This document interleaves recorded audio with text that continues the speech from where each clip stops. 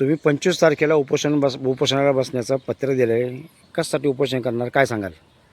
मी 2015 पासून ही जी पोटेमाळा साळशेत पाणी पुरवठा स्कीम आहे तिच्याबद्दल मी सरकारकडे, पंचायत समिती, ग्रामपंचायत, जिल्हा परिषद यांच्याकडे पाठपुरावा करतोय की ह्या योजनेचं काम अति निकृष्ट झालंय आणि याच्यात भ्रष्टाचार झालाय. वारंवार पत्रव्यवहार करूनही याच्यावर कोणी ॲक्शन घेतली नाही.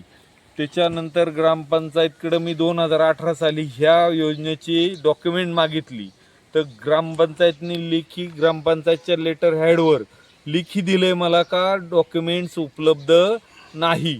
त्याच्यानंतर आता मी 6 महिन्यापूर्वी योजनेची डॉक्युमेंट ग्रामपंचायतकडे मागितली, तर ते भाऊसाहेब बदलल्यामुळे मला त्यांनी टोटल डॉक्युमेंट दिली, पण तरी त्याच्यात कॅशबुक उपलब्ध नाही असं लिखी मला ग्रामपंचायतने दिले.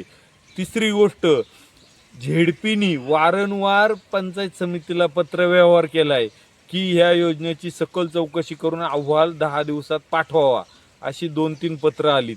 त्याचा एकही अहवाल झेडपीपर्यंत गेलेला नाही. तिसरी गोष्ट, 2000 एवढं काही चालू असताना, एवढा पत्रव्यवहार चालू असताना 2020 साली ग्रामपंचायतने किंवा या पाणी पुरवठा समितीने 3,62,000 की 64,000 रुपये हे कॉन्ट्रॅक्टरला दिले गेले. जर कामच बंद आहे तर ते कामाची MB झाली कशी, ते ग्रामपंचायतने पैसे वर्ग केले कसे, हा एक चौकशीचा भाग आहे. त्यानंतर ग्रामपंचायतने 75,000 रुपये सेल्फ स्वतः त्या अकाउंटमधले काढलेत. ग्रामपंचायतला काय अधिकार आहे त्या अकाउंटमधून पैसे काढण्याचा? तिसरी गोष्ट, ग्रामपंचायतला 2021 साली पंचायत समितीने ह्या पाण्याच्या टाकीचं स्ट्रक्चर ऑडिट करायचं पत्र दिलंय. ह्या 5 वर्ष झाली ग्रामपंचायतने ह्या स्ट्रक्चर ऑडिट का केलं नाही? जर सगळं सुरळीत आहे, त्यांना वाटतंय सगळं व्यवस्थित आहे, तर का त्यांनी स्ट्रक्चर ऑडिट केलं नाही?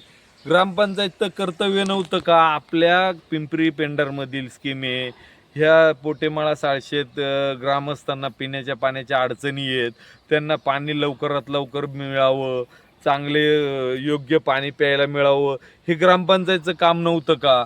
बरं, मी 11 वर्ष गेली 11 वर्ष झालं याचा पाठपुरावा करतोय, तरीही ग्रामपंचायतला कोणताही काही फरक पडला नाही. ग्रामपंचायतला मी उपोषणाचं पत्र दिले. मी 25 ऑगस्ट रोजी टाकीवर पाणी पुरवठा चौकशी व्हावी यासाठी मी आमरण उपोषणासाठी बसणार आहे.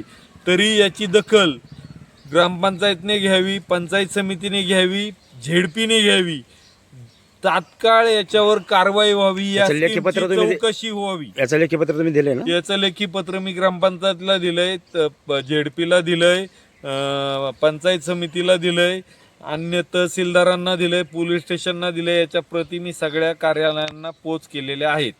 पत्र आलंय मला 4-5 दिवसापूर्वी. पोटेमाळा साळशेत पाणी पुरवठा योजनेत निकृष्ट दर्जाच्या कामाच्या चौकशीसाठी चालढकल होत असल्याने दिनांक 25 ऑगस्ट 2000 रोजी आमरण उपोषणात बसण्याबाबत पूर्वसूचना व निवेदन. संदर्भ श्री गणेश दत्तात्रय कुटे यांची 10/8/2026 उपोषणाचा अर्ज. नळ पाणी पुरवठा योजनेबाबत संपूर्ण दप्तरासह दिनांक 18/8/2026 रोजी पंचायत समिती जुन्नर येथे उपस्थित राहावे. सदर कामाची तपासणी करण्यात येऊन अहवाल तक्रारदार यांना सादर करायचा आहे. हे पत्र ग्रामपंचायतला आलेलं आहे आणि मलाही आलेलं आहे. आता पाहू ग्रामपंचायत दप्तर घेऊन पंचायत समितीमध्ये येते की नाही येते.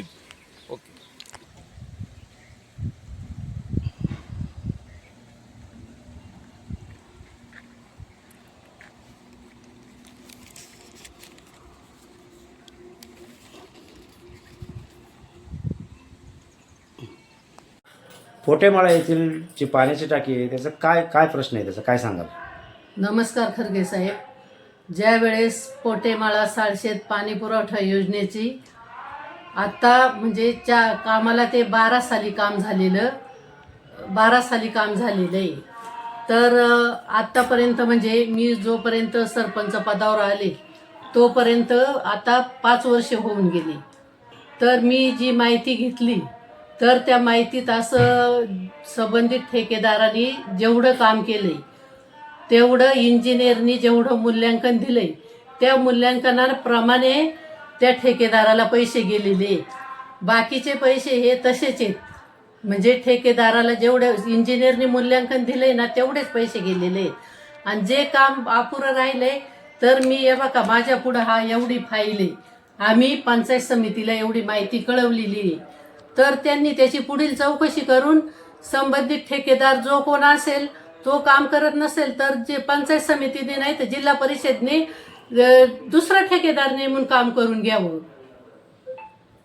काय त्याच्यावर उत्तर असेल ते अजून आम्ही पंचायत समितीला ते उत्तर देऊ BDO साहेबांना.